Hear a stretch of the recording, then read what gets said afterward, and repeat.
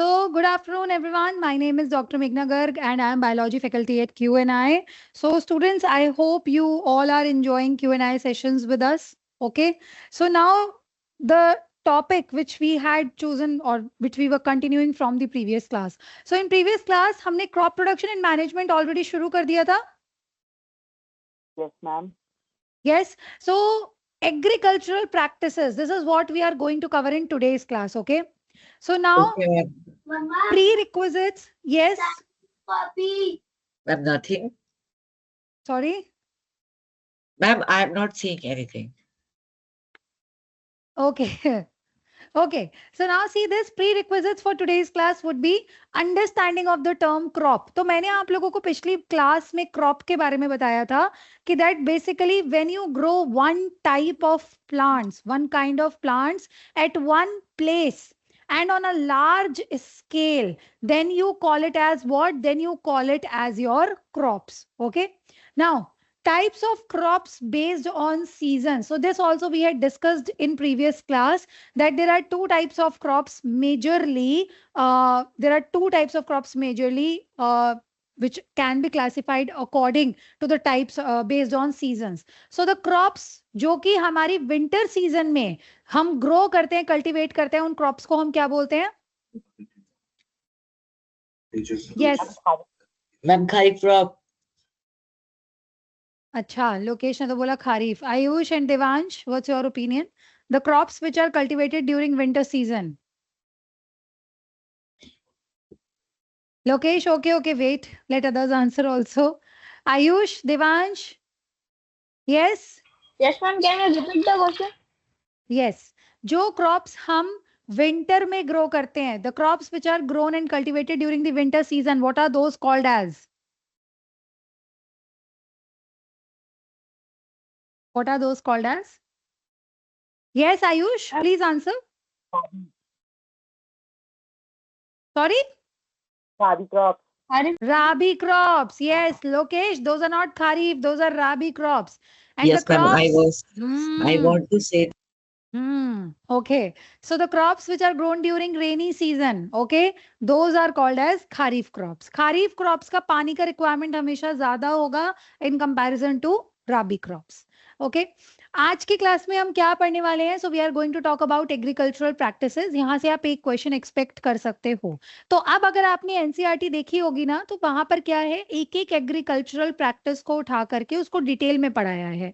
In today's class, we are just going to see the sequence of the agricultural practices.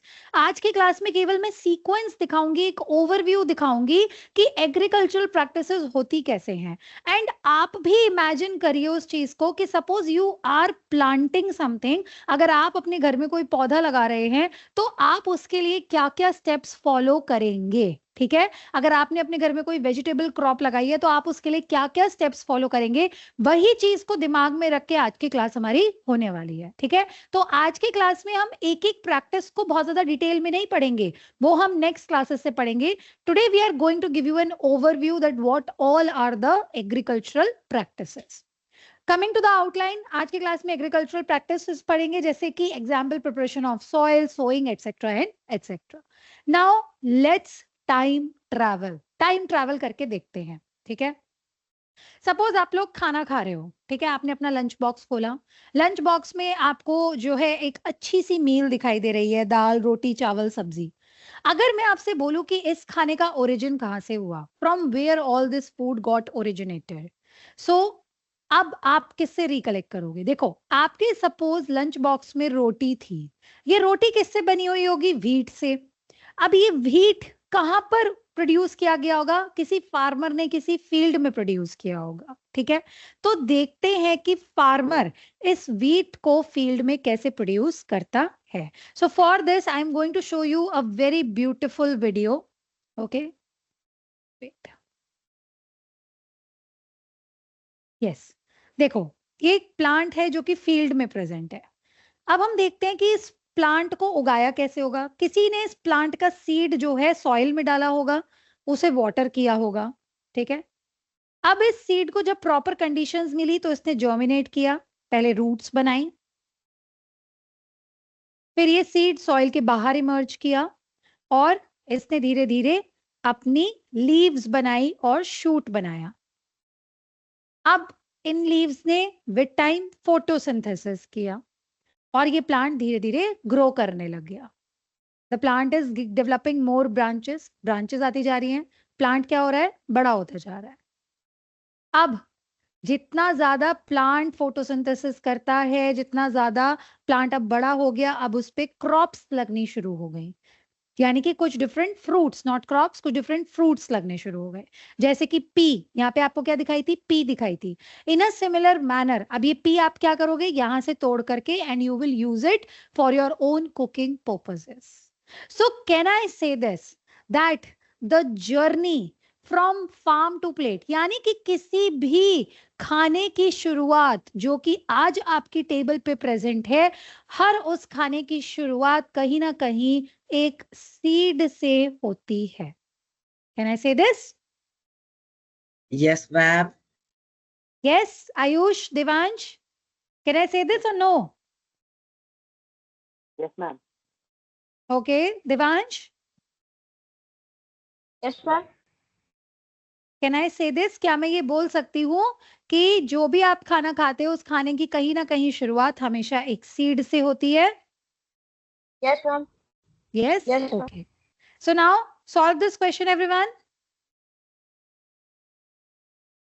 Ma'am, seed. Ma'am, seed. Seed. Okay, yes, very good, well done everyone. The correct answer is option number C, seed. अब बच्चों आपसे एक और request है, so whenever I am asking you a question, वैसे तो आप unmute करके मेरे से आप बात कर सकते हो, free to interact, but just for answering the question, type the answers in the chat box. Okay, just one request. Now coming to the basic practices of crop production.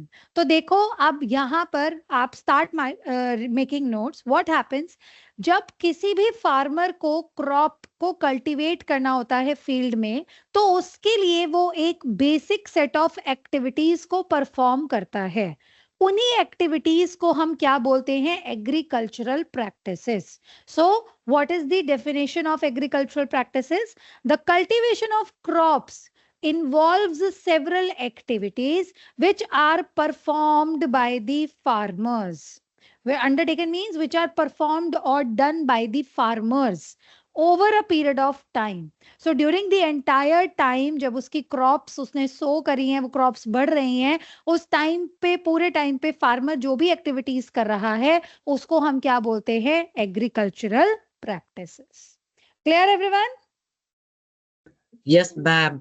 लिख लिया सबने एग्रीकल्चरल प्रैक्टिसेस की definition? Yes, ma'am. लिख लो, यहाँ Yes, से ma'am. 1 mark का question आता है, ठीक है? Yes. चलो। Yes, ma'am. Ma'am, ठीक लिख है. लिया. Okay, very good everyone. Now क्या है एग्रीकल्चरल प्रैक्टिसेस? तो जैसे कि एग्रीकल्चरल प्रैक्टिसेस हैं, सबसे पहली preparation of soil, second sowing, third adding manure और fertilisers, fourth irrigation, fifth protection from weeds, sixth harvesting, seventh storage. अब ये एक्टिविटीज क्या हैं, कैसे इन एक्टिविटीज को किया जाता है, वो हम देखते हैं। So now what can you see from here? Wait Ma'am, soil wait preparation. Wait wait wait wait wait wait wait Ma'am, see this animation. Yes, now answer, what can you see from here? क्या हो रहा है यहाँ पर? Ma'am, soil preparation. Soil को, Divansh yes बोलो। Ma'am, soil को seed sow करने के लिए prepare कर रहे हैं. प्रिपेयर कर रहे हैं, बट यहाँ पे क्या कर रहे हैं, प्रिपरेशन में क्या कर रहा है? ये जो इंस्ट्रूमेंट है, ये जो मशीन है, ये क्या कर रहा है basically? Ma'am, soil plugging. Erosion. ओ आयुष बच्चे plugging. सॉइल, एक minute, wait Ayush, soil erosion का मतलब क्या होता है बच्चे? सॉइल इरोजन का मतलब होता है कि आपने सॉइल की जो टॉप लेयर होती है उसको बहा दिया, मतलब आपने सॉइल को खराब कर दिया। यहाँ पर हम सॉइल को खराब नहीं करेंगे। अगर सॉइल को खराब करेंगे तो फिर क्या हो जाएगा, फिर किस में सीड सो करोगे? Okay Ayush, got it? Yes yes Devansh, yes. No I'm sorry, plugging, no plugging. sorry, there's no sorry in my class. Yes Devansh, please. Ma'am, plugging.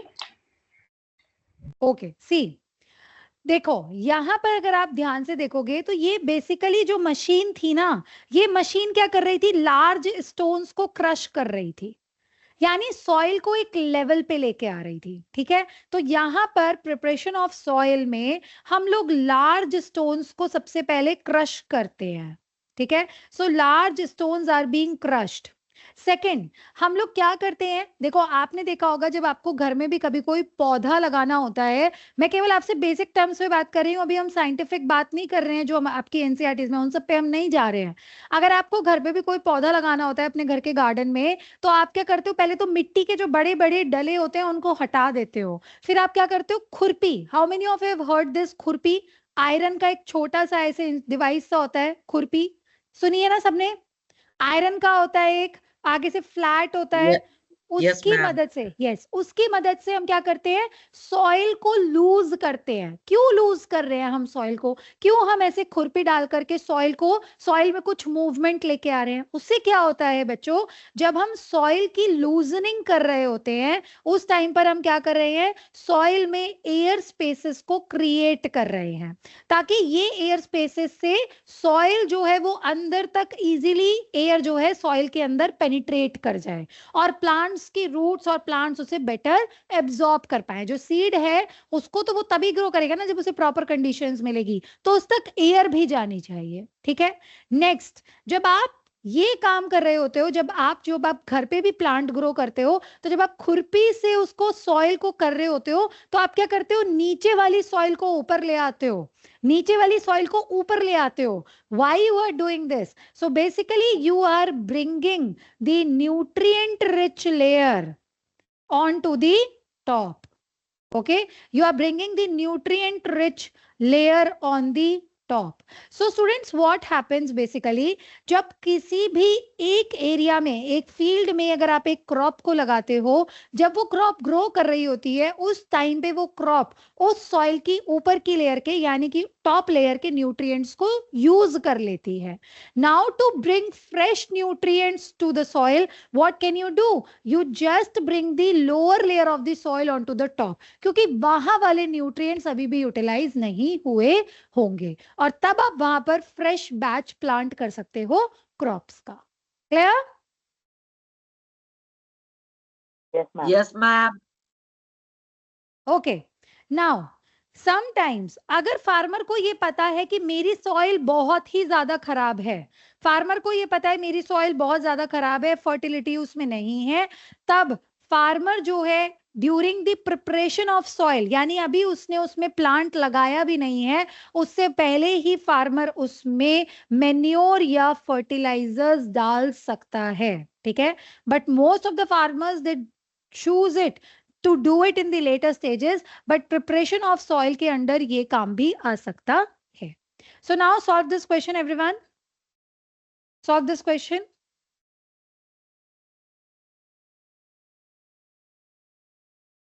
Ma'am, all about the above.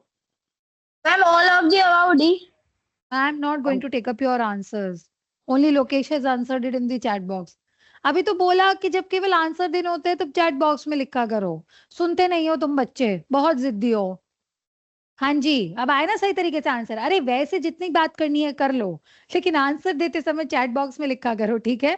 मुझे पढ़ने में better होता है, ma'am दूसरा time मुझे लगता है chat box में जाने के लिए। ऐसे नहीं होता, देखो।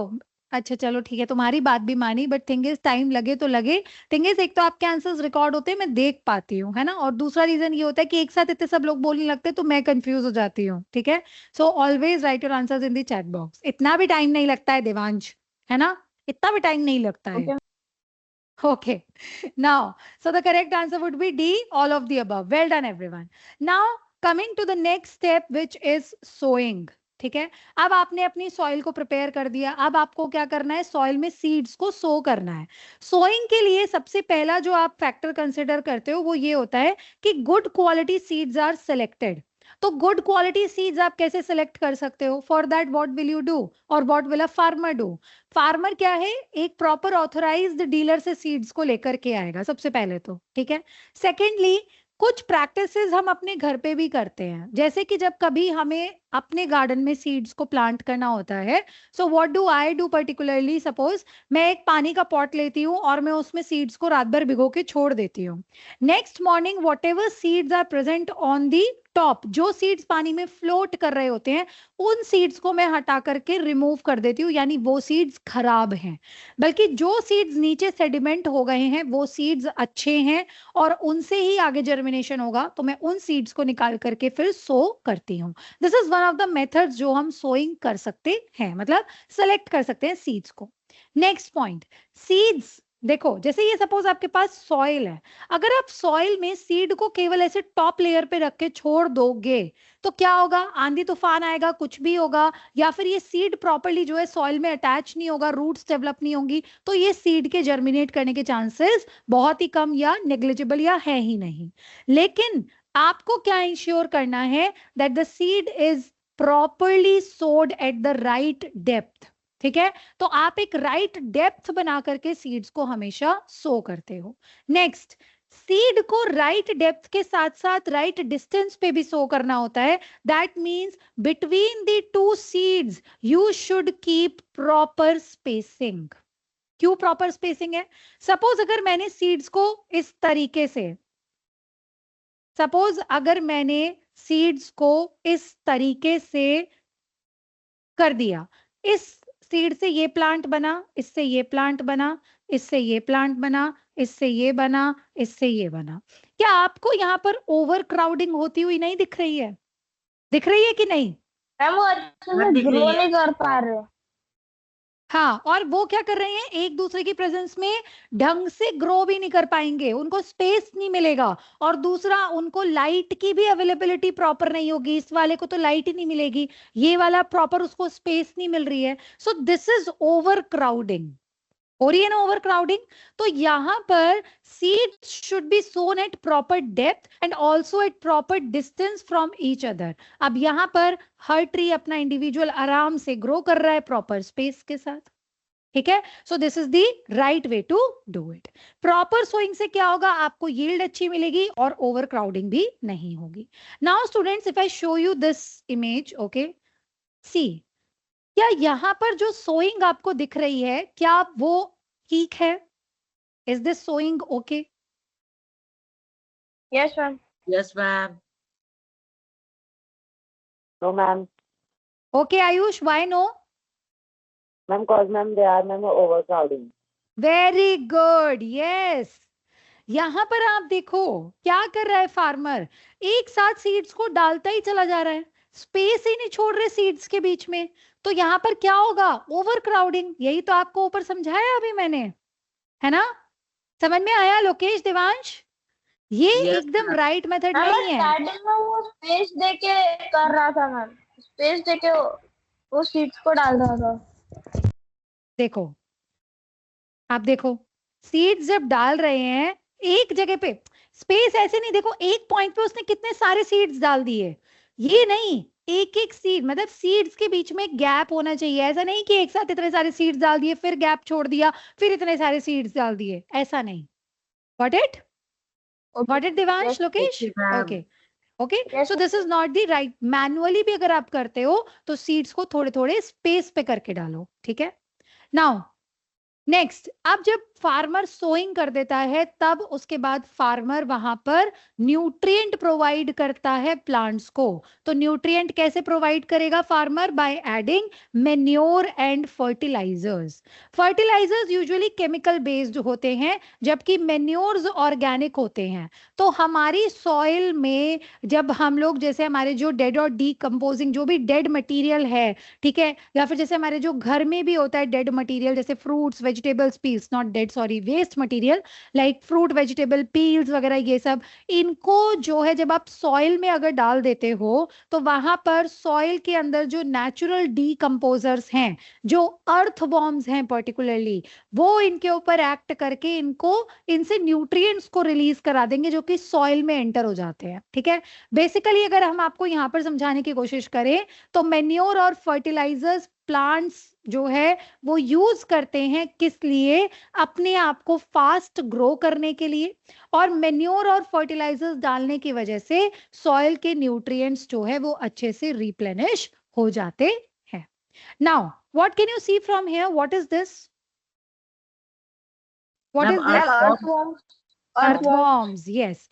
तो देखो, जब कभी भी सॉइल के अंदर, जो अभी बात मैंने बोली ना वो मैं वही समझा रही हूँ, सॉइल के अंदर जो भी आपका डेड मटेरियल होता है, जो भी डेड एंड डिकेइंग मैटर होता है, ठीक है, उस dead and decaying matter, dead and decaying से मेरा मतलब क्या है? जैसे कि सपोज पेड़ की पत्तियां गिर गई, या वहां पर आपने सॉइल के अंदर कुछ वेस्ट को डंप कर दिया, जैसे कि हमारे घर का जो किचन वेस्ट होता है वो आपने डंप कर दिया, ठीक है, कोई ऑर्गेनिज्म है वो वहां पर सड़ रहा है मरने के बाद, इस तरीके से जो भी मैटर है जो वो सॉइल के अंदर प्रेजेंट है, उसके ऊपर ये अर्थवॉर्म्स एक्ट करते हैं। और अर्थवॉर्म्स के साथ साथ कुछ बैक्टीरिया, जिन्हें कि हम डीकंपोजर्स बोलते हैं, वो भी एक्ट करते हैं। ये सब एक्ट करके उस डेड मैटर को तोड़ देते हैं। Dead matter is broken down, और इस डेड मैटर से जो भी न्यूट्रिएंट्स रिलीज होते हैं वो न्यूट्रिएंट्स सॉइल में एंटर हो जाते हैं। So nutrients are released and they enter into the soil. अब अगर इस तरह की सॉइल के ऊपर, ठीक है, अब आप क्या करोगे? वो जो डेड मटेरियल है जो भी है उसको लेकर के आप मेन्योर की तरह भी यूज कर सकते हो, और अगर उस सॉइल के ऊपर जहां पर आपने ये मेन्योर डाल दिया, अगर उस तरह के पे आप प्लांट्स को ग्रो करते हो तो वहां पर वो प्लांट्स क्या होते हैं? बहुत ज्यादा फास्ट और अच्छे ग्रो करते हैं। ये वाला जो मेथड होता है इसको हम बोलते हैं वर्मी कंपोस्टिंग। ये मैं आपको आगे पढ़ाऊंगी, कंपोस्ट क्या होता है और वर्मी कंपोस्टिंग कैसे करते हैं, ठीक है, ये मैं आपको आगे की क्लास में पढ़ाऊंगी। Now solve this question everyone, detail में हम इसमें बाद में बात करेंगे। Just write your answers in the chat box. Cow dung, yes. Okay, Ayush. Okay, yes. So, yes, well done, everyone. The correct answer is option number D, both B and C. Well done. Now, the fourth step is irrigation. अब क्या हो रहा है कि जब आपने एक बारी प्लांट्स को, जब आपने सीड्स को सो कर दिया, उनपे मेन्योर और फर्टिलाइजर्स भी डाल दिए सॉइल में, अब आप उनको पानी दोगे। पानी का क्या नीड है? तो बेसिकली पानी आप किन किन मेथड से दे सकते हो? तो ये तो नाम है मेथड्स के, ट्रेडिशनल और मॉडर्न, इनको भी हम लोग आगे पढ़ेंगे जब हम इस स्टेप को डिटेल में डिस्कस करेंगे। पानी देना क्यों इंपॉर्टेंट है वो देखते हैं। तो let's recall the equation of photosynthesis. Photosynthesis की इक्वेशन हम कैसे लिखते हैं? CO2 H2O in presence of sunlight and chlorophyll, it gives what? C6H12O6, sugar plus oxygen plus water, ठीक है, बैलेंस कर देते हैं इक्वेशन को। तो यहां पर देखो, water is used as raw material for photosynthesis. Water के बिना फोटोसिंथेसिस नहीं होगा, इसलिए फोटोसिंथेसिस के लिए पानी, और पर्टिकुलरली ग्रोथ के लिए पानी की रिक्वायरमेंट होती है। Clear? Yes, ma'am. Yes, ma'am. Okay, Ayush, do you have any doubts? No, ma'am. Okay. Now, next, protection from weeds. अब क्या करना है? आपने देखा होगा कि कई बारी प्लांट्स के साथ में कुछ अनवांटेड प्लांट्स भी ग्रो कर जाते हैं। Those unwanted plants are called as weeds, ठीक है। ये वीड्स क्यों रिमूव करना नेसेसरी होता है? क्योंकि ये देखो उसी सॉइल में ग्रो कर रहे हैं जहां पर आपकी क्रॉप्स ग्रो कर रही हैं, तो ऑब्वियसली सॉइल के अंदर जो भी न्यूट्रिएंट्स हैं ये वीड्स उनके साथ कंपीट करेंगे, ठीक है। So weeds compete for water, nutrients and light, और उसकी वजह से क्रॉप यील्ड हमारी कम हो जाती है, ठीक है। लेकिन बच्चों, वीड्स हमेशा विलन नहीं होते हैं। Weeds are not always the villain. Why I am saying this? क्योंकि कई बारी वीड्स को हम लोग यूज करते हैं फॉर ग्रेजिंग कैटल्स। कैटल्स जो होती हैं, जो गाय वगैरह होती हैं, वो उन वीड्स को कई बारी खाती भी हैं, वो उनके लिए उनका फूड होता है। वीड्स हर बारी विलन नहीं होते हैं, लेकिन हाँ, जब वीड्स हमारी क्रॉप की यील्ड को कम कर दे तब हम उसको विलन बोलते हैं, ठीक है।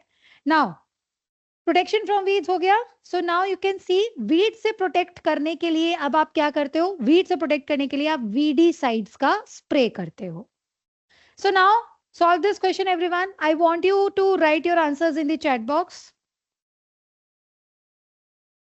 Okay, I want everyone to write their answers in the chat box.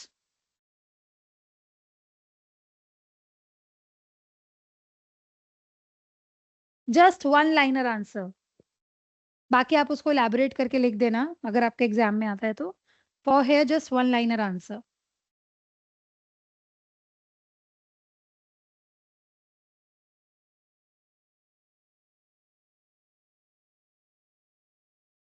Because they fight for space, nutrients and sunlight. Yes, very good. Very good Ayush, very good Lokesh. Devansh, because it reduces nutrition. देखो आपका जो जवाब है बच्चे, because it reduces nutrition, मैं आपकी बात तो समझ गई लेकिन इस तरीके से नहीं लिखा जाता. न्यूट्रिशन क्या न्यूट्रिशन को रिड्यूस कर रहा है ना, कौन से न्यूट्रिशन को रिड्यूस कर रहा है, तो हमें कैसे जवाब देना है. अगर आपको मार्क्स, देखो मार्क्स सिक्योर करने हैं ना पेपर में, तो कैसे लिखा जाएगा, because they compete for space, light and nutrients with the crops. जो क्रॉप्स हमने लगाई है उनके साथ जो है वो compete करेगा फॉर द न्यूट्रिएंट्स. किसका न्यूट्रिशन रिड्यूस करता है, ये थोड़ा सा मतलब आपने आपका वो ठीक है. देखो हर चीज के लिए compete करेगा, वाटर के लिए क्यों नहीं compete करेगा, न्यूट्रिएंट्स, लाइट, स्पेस, वाटर के लिए भी compete करेगा. अंडरग्राउंड वाटर है, उस एरिया में जितना भी वाटर है, आपकी रेगुलर क्रॉप्स भी ग्रो कर रही हैं, अंडरग्राउंड वाटर के लिए तो compete करेगा, बाहर से पानी के लिए ना करे तो. ठीक है देवांश, बच्चे इट्स ओके. ये एक लाइन तो, बट वो लाइन तो ठीक लिखो ना, because it reduces nutrition. Nutrition किस चीज का रिड्यूस करेगा, तो आप इसको ऐसे लिखोगे, बिकॉज इट कंपीट्स फॉर न्यूट्रिएंट्स, या तो आप ये लिखो, है ना. मैं आपके जस्ट लिखने के तरीके को बता रही हूँ कि किस तरीके से लिखा जाता है. No no no sorry. Okay चलिए आगे बढ़ते हैं. अब नेक्स्ट स्टेप क्या है, so step 6 is harvesting. Harvesting हो रही है, अब क्रॉप्स आपकी ग्रो कर गई, अब आप उन्हें हार्वेस्ट कर लेते हो. हार्वेस्ट का मतलब क्या है कि आप उन्हें फील्ड से निकाल के और जो है अपने पर्पस के लिए उसे यूज करने के लिए वो रेडी है.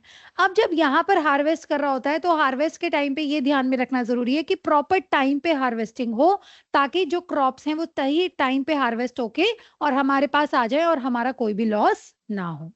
Now last step is storage. तो स्टोरेज में क्या होता है, see once you have harvested the crops, अब एक बारी में हम कहते हैं इतना बीघा हमारा खेत था, इतनी क्विंटल हमारी क्रॉप्स हुई हैं, यानी इतना ह्यूज प्रोडक्शन हुआ है क्रॉप्स को, एक बारी में तो ना वो मार्केट में सप्लाई होंगी और ना कोई कंज्यूमर उन्हें कंज्यूम कर सकता है. So for some period of time they need to be stored. तो उसके लिए प्रॉपर गोडाउन्स होते हैं, स्टोरेज हाउसेज होते हैं, कोल्ड स्टोरेज होती हैं. ठीक है, आप उसके अलावा उन्हें जूट बैग्स में भी स्टोर करके रख सकते हो.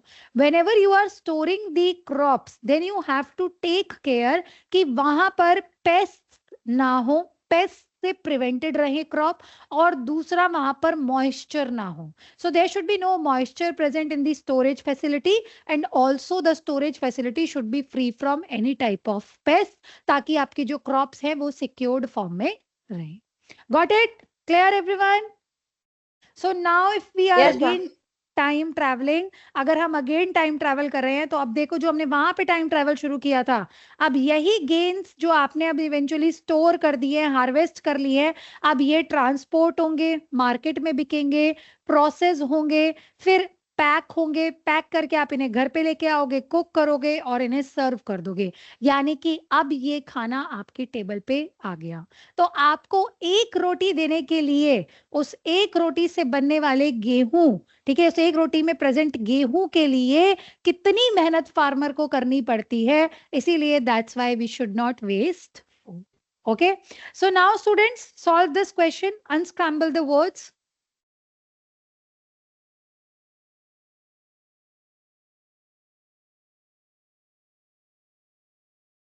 Weedicides, very good. स्पेलिंग गलत है आयुष, वीडीसाइड्स की करेक्ट स्पेलिंग लिख के दे रही हूं मैं, weedicides. Okay, crop, Lokesh, very good. Ayush, very good. Yes, Devansh, Harvesting. Yes, very good. And yes, very good. This is sowing. Yes, very good. So these are all the practices. Now, students, I am giving you homework on the Ma'am, actually, platform. Yes, bache. that's why I didn't give in the. Ma'am, I was having a call. That's why I didn't give in the answer. क्या बच्चे मैं समझ नहीं पा रही, एक बार बोलो दोबारा, क्या बोल रहे हो? Ma'am, I was having a call. That's why I didn't give Okay, in the. okay, no problem बच्चे, no problem. Okay, now see this. आप डैशबोर्ड पे जाएंगे, असेसमेंट्स, प्रैक्टिस, ठीक है, कस्टम, साइंस, और हम है क्रॉप प्रोडक्शन एंड मैनेजमेंट पे, व्यू टॉपिक्स, ठीक है. लगा रही. Okay, everyone, see this. आपको understand agricultural practices for crop management, ये classify crops based on sowing seasons, इन दोनों पे आपको क्वेश्चन सॉल्व करने हैं. इसकी प्रोफिशिएंसी सबसे पहले 100% लेके आओ, classify crops based on sowing seasons, और फिर इस पे प्रैक्टिस करना शुरू करना. ये दो टॉपिक्स पे आपको प्रैक्टिस करना है. That's your homework for today's class. Okay, everyone. So now what all have we studied? हमने एग्रीकल्चरल प्रैक्टिसेस के बारे में बात करी. अब क्विकली आप लोग ही मुझे इसे कंक्लूड करके बताओगे. So the first agricultural practice is what? It is preparation of soil. अब मैं एक एक करके एक एक बच्चे से पूछूंगी नेक्स्ट स्टेप, तो वो बच्चा मुझे आंसर देगा. ठीक है. Now first of all Lokesh, second practice, second agricultural practice would be after preparation of soil. Second क्या होगा Lokesh? Ma'am ma'am giving nutrition. Ma'am अरे देखो ना, सीक्वेंस लिखवाई भी तो है. आयुष, यस आयुष,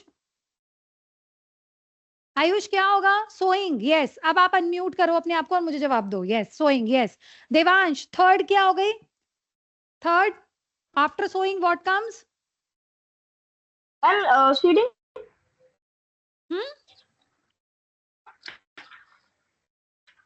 आप लोग नोट्स भी नहीं बना रहे हो क्या जब मैं आप लोगों को पढ़ाती हूं? तो अगर नोट्स बना रहे होते तो लिखा होता. Adding manure and fertilisers. Yes. Fourth step Lokesh, Lokesh fourth one. Ma'am giving water. Ma'am ma'am Ayush, Ayush, irrigation. Yes. Devansh, next. Irrigation के बाद क्या? लोकेश, लोकेश नेक्स्ट. एनसीईआरटी खोल के ही देख लो. Ayush, harvesting. Protection from weeds, not harvesting. Lokesh, protection from weeds. Next Devansh, protection from weeds के बाद हार्वेस्टिंग. हार्वेस्टिंग के बाद last storage. yes Lokesh, yes. Sorry. Okay, yes. So now what's next? So in next class we are going to talk about preparation of soil. So students, do you have any doubts? Do you have any doubts? No, ma'am. Are you practicing questions on the Yeah. platform? Questions practice कर रहे हो platform पे? हाँ जी, questions practice कर रहे हो ma'am. platform पे? Yes, ma'am. Yes, it's a compulsion to solve questions on the platform. मैं हर बच्चे की proficiency personally, individually monitor करूंगी. So please be very strict with this. We have to increase our proficiency on the platform. ठीक है? Next class में मैं सबकी proficiency देखने वाली हूँ, सबसे पूछूंगी और मैं backend पे भी check कर लेती हूँ कि किसकी कितनी proficiency है. जो दो topics मैंने बताए हैं उनमें proficiency मुझे आज के आज में improvement चाहिए. ठीक है? Do you have any doubts, anyone? No, ma'am. Okay, well then with this, I'm ending this class. Thank you everyone. I hope you are enjoying the classes and keep studying with us in the same manner and keep solving questions on the platform. Thank you everyone. Bye-bye.